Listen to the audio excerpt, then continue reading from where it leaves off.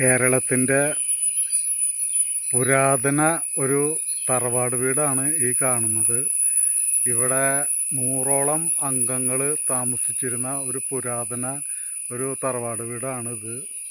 ഇതിൻ്റെ വേറൊരു പ്രത്യേകത എന്ന് പറയുന്നത് വളരെ കാലം പഴക്കമുള്ള ഒരു കിണറാണിത്. ഈ കിണറെന്ന് പറഞ്ഞു കഴിഞ്ഞാൽ നൂറ്റാണ്ടുകൾ തന്നെ പഴക്കമുള്ളൊരു കിണറാണ്.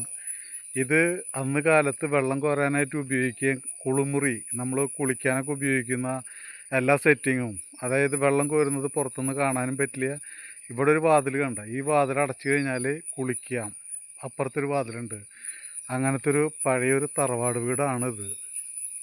ഇപ്പോൾ നമ്മളിൽ നിന്ന് അന്യം തിന്നുകൊണ്ടിരിക്കുന്ന ഒരു വീടാണ് ഇതിപ്പോഴും അങ്ങനെ നിലനിർത്തിയിരിക്കുകയാണ്. ഇതിന് ഒരുപാട് അവകാശികളുള്ള ഒരു തറവാടാണ്. ഇപ്പോൾ ഇവിടെ ഒരാൾ മാത്രമേ താമസമുള്ള, ബാക്കിയുള്ളവരൊക്കെ ജോലിയും മറ്റു കാര്യങ്ങളൊക്കെ ആയിട്ട് പുറത്തേക്ക് പോയിരിക്കുകയാണ്.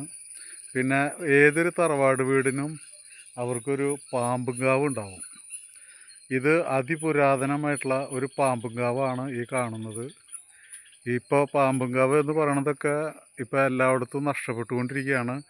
ഇതിൻ്റെ ഒരു പ്രത്യേകത എന്താണെന്ന് വെച്ച് കഴിഞ്ഞാൽ ആവാസ വ്യവസ്ഥ, എത്രയോ ജീവജാലങ്ങൾ ഇതിന് ചുറ്റിപ്പറ്റി കഴിയുന്നുണ്ട്. എത്രയോ പക്ഷിമൃഗാദികൾ, അതുപോലെ തന്നെ ഇഴജന്തുക്കൾ, ഇങ്ങനെ തുടങ്ങിയിട്ട് ആ ആവാസ വ്യവസ്ഥ ഇന്നും നിലനിൽക്കുന്നു എന്നുള്ളത് തന്നെ ഒരു വലിയൊരു അത്ഭുതമാണ്.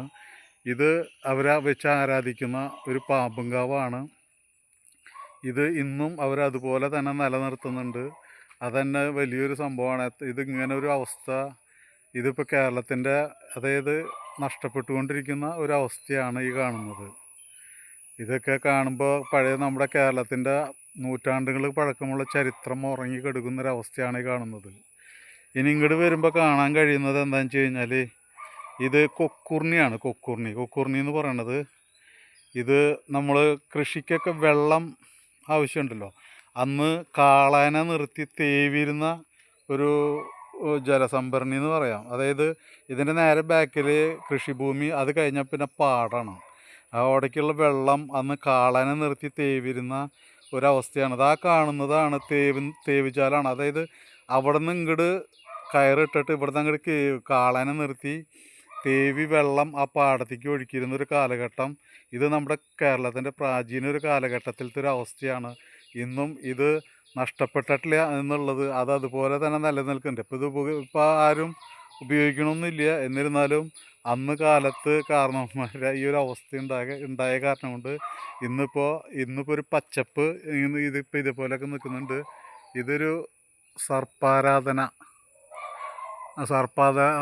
നടക്കുന്നൊരു സ്ഥലമാണ് ഇത്. അവിടേക്ക് അങ്ങനെ ആരും കാര്യമായിട്ട് പോകുന്നില്ല. എന്താ കാരണം എന്ന് വെച്ച് കഴിഞ്ഞാൽ അവിടെ മുഴുവനും ഭയങ്കര കാട് പിടിച്ച് കിടക്കുകയാണ്. അപ്പോൾ ഇത് കേരളത്തിൻ്റെ തനതായിട്ടുള്ളൊരു കാലഘട്ടത്തിൻ്റെ ഓർമ്മപ്പെടുത്തലുകളാണെന്നുള്ളത് എത്ര സന്തോഷകരമായിരിക്കും അല്ലേ?